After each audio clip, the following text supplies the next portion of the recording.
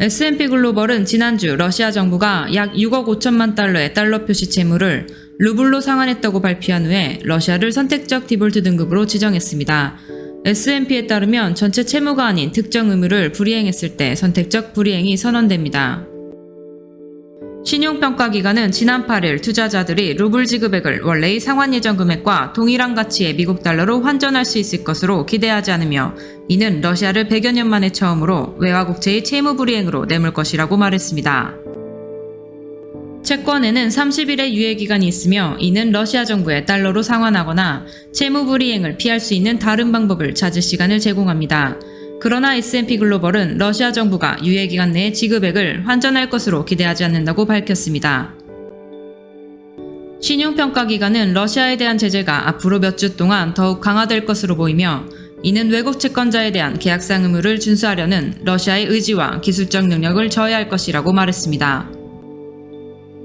러시아는 우크라이나 침공 이후 부과된 서방 제재로 인하여 대략 3,150억 달러의 외환 준비액에 접근할 수 없습니다. 지난주까지만 해도 미국은 러시아가 특정 투자자에게 달러로 상환하기 위해 일부 동결 자산을 사용하는 것을 허용했습니다.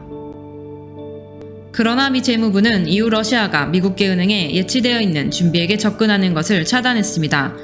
이는 블라디미르 푸틴 러시아 대통령에 대한 압박을 강화하고 그의 군자금을 더욱 축소하기 위한 노력의 일환이었습니다. JP모건은 러시아가 작년 말 기준으로 약 400억 달러의 외화 채무를 가지고 있으며 이 중 절반가량을 외국인 투자자들이 보유하는 것으로 추산합니다.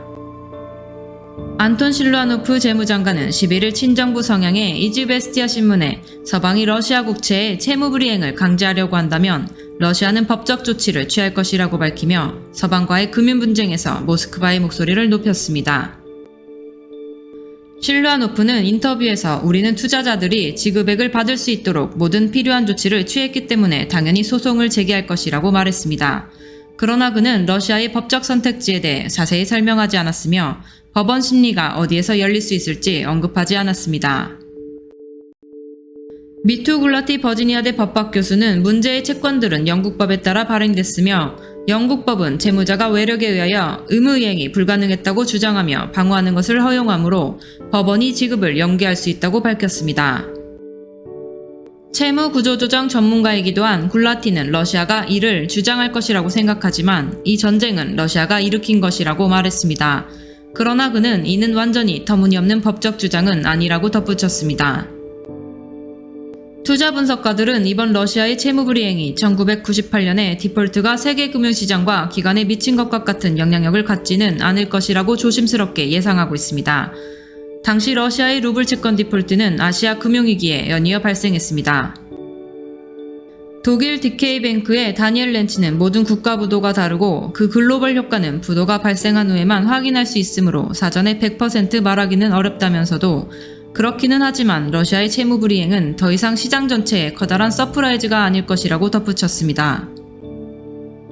러시아의 국제적으로 인정받지 못한 우크라이나 크림반도 합병에 대응하여 미국과 유럽연합이 2014년 1년의 초기 제재를 부과한 이후에 외국인 투자자와 기업은 러시아와의 거래를 축소하거나 회피했으므로 러시아 외부의 영향은 줄어들 수 있습니다. 크리스탈리나 게오르기에바 IMF 총재는 전쟁이 사람들의 고통과 에너지 및 식량 가격 상승에 광범위한 경제적 영향이 있어서 파괴적인 결과를 초래했지만 채무 불이행 자체는 전 세계 은행의 리스크 측면에서 시스템적인 의미는 전혀 없다고 말했습니다. 글로벌 이슈 브리핑은 세계 유수 언론이 중요하게 다루는 국제 이슈를 빠르게 정리해드립니다. 영상이 도움이 되셨다면 구독과 좋아요, 알람 설정 부탁드립니다.